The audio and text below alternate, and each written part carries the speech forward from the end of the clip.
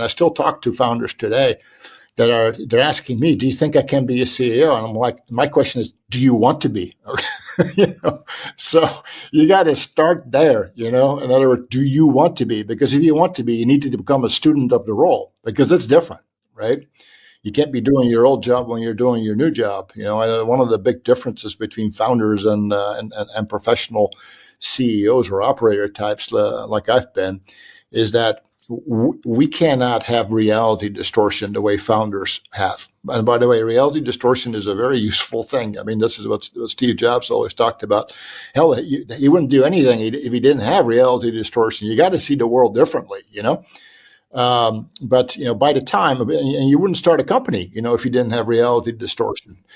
But by the time, you're going to start running a place, for scale and breakout and velocity, and now you need to have, intellectual honesty. You need to see the world the way it really is, not some version of the truth.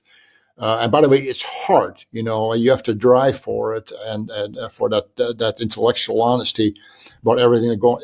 This is what I see go bad in a lot of companies. They can't handle the truth. Okay. So in other words, when you have sales problems, it's always, oh, let's get a new sales VP. Well, maybe the product sucks, okay? But that's a conversation that they don't want because, hell, the investors came in, loved the tech, loved, all of a sudden it's like, well, product market fit's not working, which is why we can't sell it.